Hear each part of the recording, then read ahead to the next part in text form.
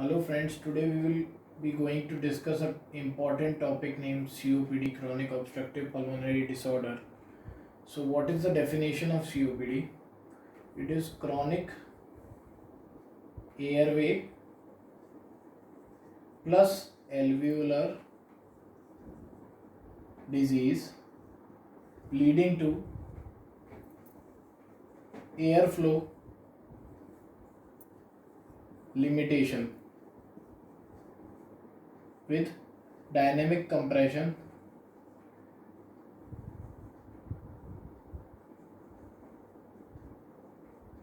of airways. So this is the definition of the COPD. Now COPD is divided into chronic bronchitis, emphysema and small airway diseases. Now before discussing these all the topics, we have to understand the pathology of COPD. So let's understand the pathology of COPD. COPD comprises of 4 different compartments of the lungs. Number 1 is the central airways. Number 2 is the peripheral airways. Number 3 is the lung parenchyma. And number 4 is pulmonary vasculature.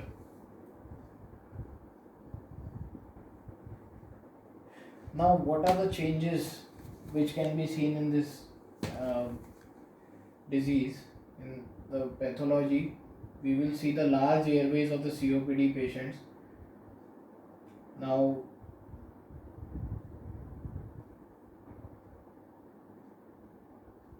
first of all, there will be mucus hypersecretion due to goblet cell hyperplasia. So there will be mucus hypersecretion. So the mucus will be secreted. There is goblet cell hyperplasia.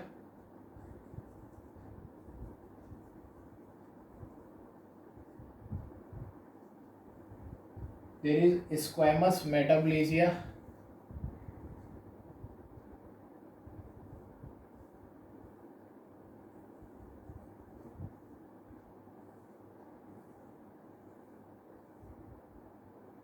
This is called as squamous metaplasia of the epithelium.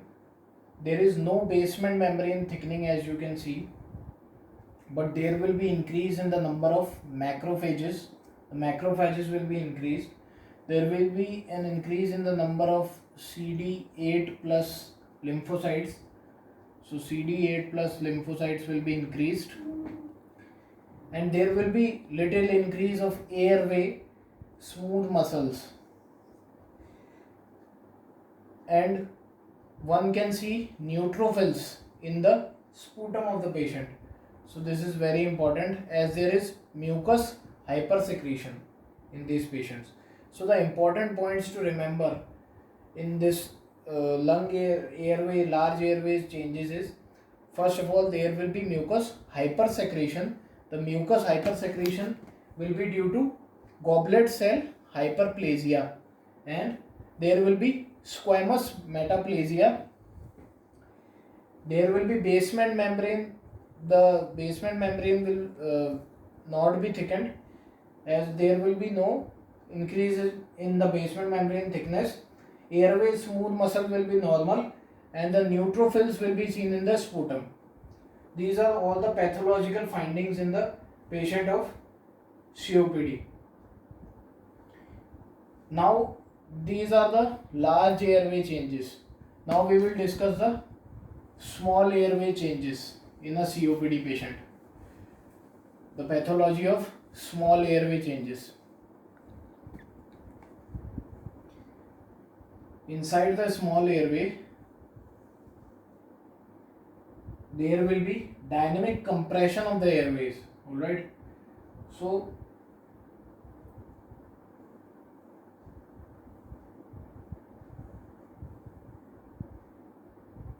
there is dynamic compression of airways, number one. Number two, there will be inflammatory exudate in lumen. Number three, there will be lymphoid follicles. Lymphoid follicles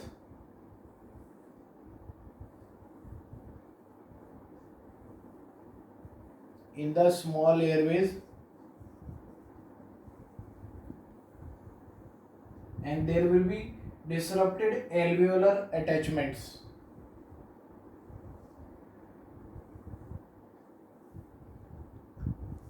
So these are the disrupted alveolar attachments, and this is the inflammatory exudate in the lumen. Inflammatory exudate in the lumen,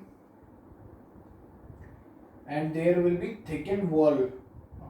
Alright, there will be thickened wall here. So now we'll talk about the changes in the lung parenchyma in the COPD patients. What will be the changes in the lung parenchyma of a COPD patient?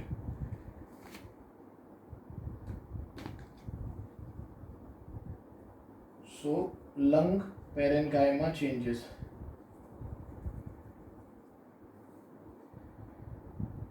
First of all, very important point is there will be alveolar wall destruction. This is important from the pathological point of view. As the alveolar wall will be destroyed, then what will happen? There will be loss of elasticity, and there will be also destruction of capillary bed. Okay. Now, what will be the changes in the pulmonary vasculature?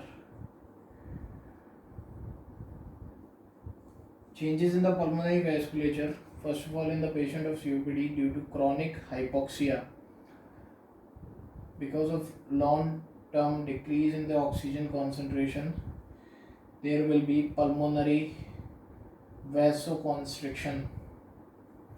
Okay, there will be pulmonary vasoconstriction, which will further lead to pulmonary hypertension, and pulmonary hypertension will further lead to muscularization. There will be intimal hyperplasia, there will be fibrosis, and there will be obliteration. And due to pulmonary hypertension, there will be cor pulmonale, that is right ventricular failure, cor pulmonale. It will lead to the edema in the body and may further lead to death of the patient. So these are the changes in the pulmonary vasculature of a COPD patient. Now the large airways.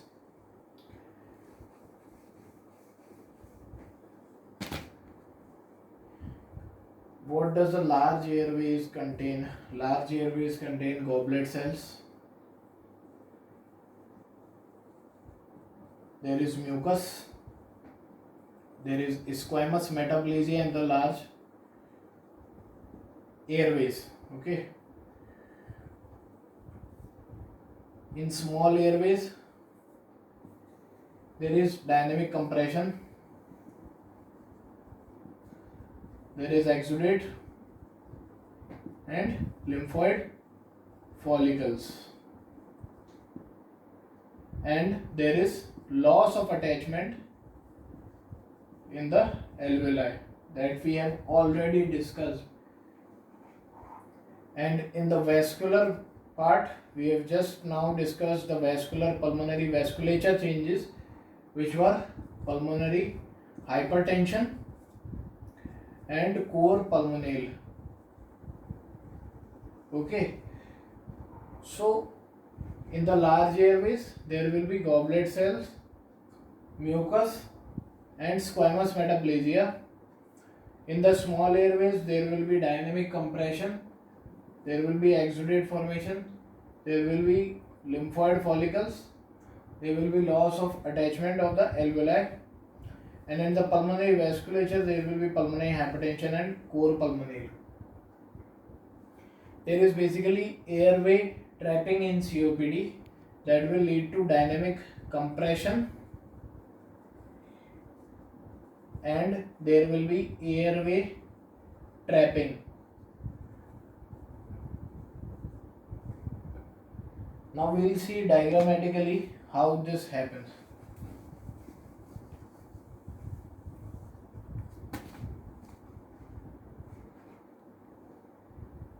Now we will see during a normal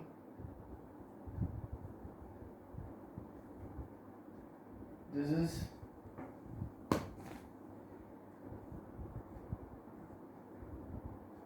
inspiration. During inspiration, this is during inspiration, you can see the alveolar attachments. And this is the small airway. Now this is a normal inspiration. Okay, now what is the normal expiration? In normal expiration,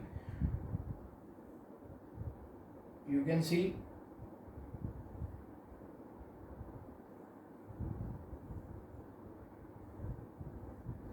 this is normal expiration.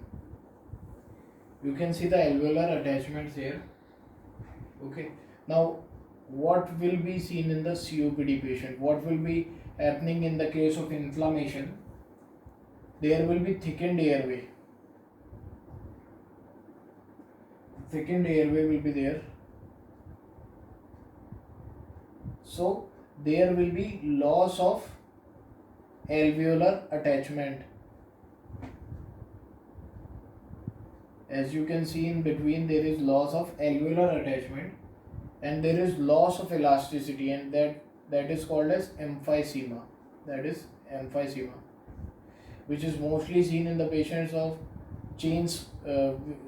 who are chain smokers. Okay, and during expiration there will be airway closure. Okay, and as we can see, there is no alveolar attachment in between. So this is the diagrammatic representation between the normal patient, normal person and a COPD patient. Okay, now what are the types of COPD? The next important, this was the pathology of COPD in short. We have seen about large airways, small airways, pulmonary vasculature. Dynamic compression leads to airway trapping. In the normal case, how there is inspiration and expiration, there is alveolar attachment.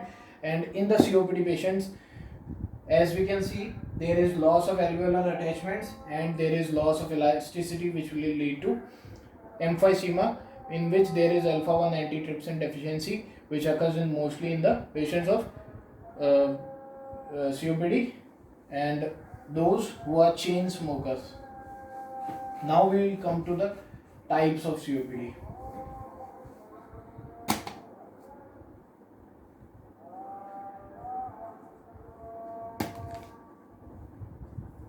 Types of COPD. What are the types of COPD? One is chronic bronchitis. We will discuss about them in detail. What is the clinical definition? First of all, let me tell you the clinical definition of a chronic bronchitis. It is cough with sputum production for 3 months or more in 2 consecutive years.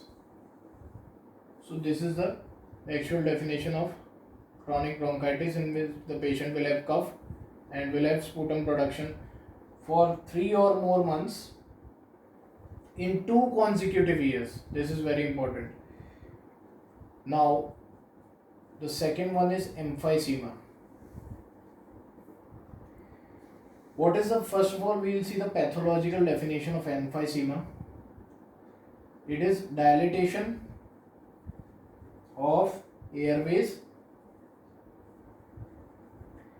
distal to terminal bronchiole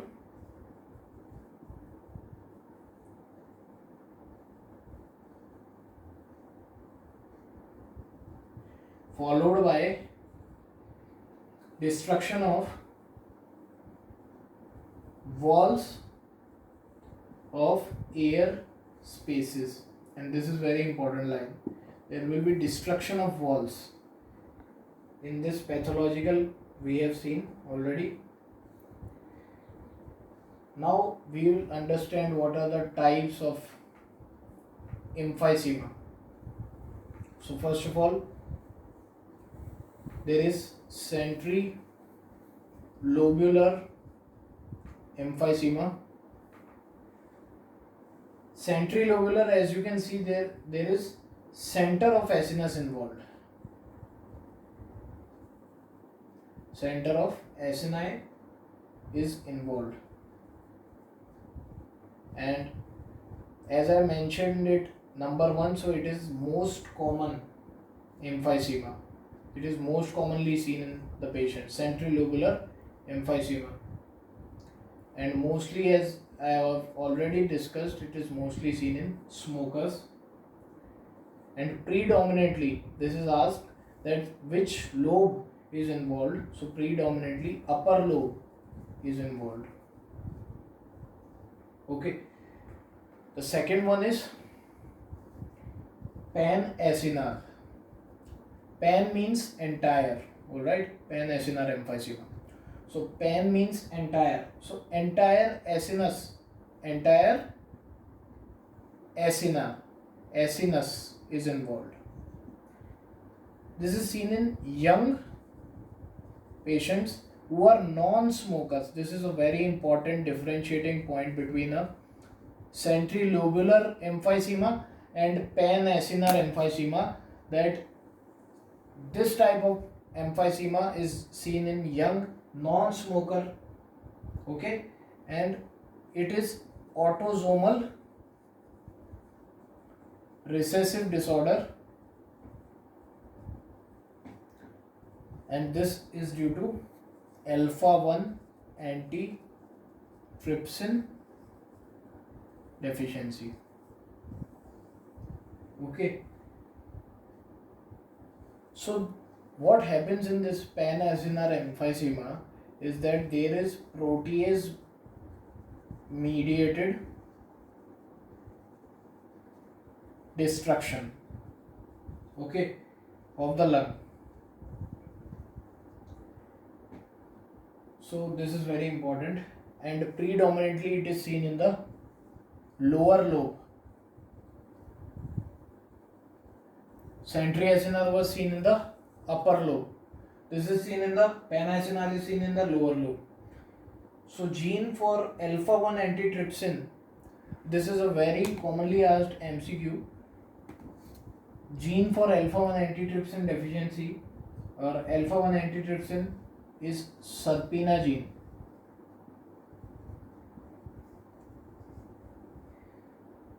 Or chromosome 14.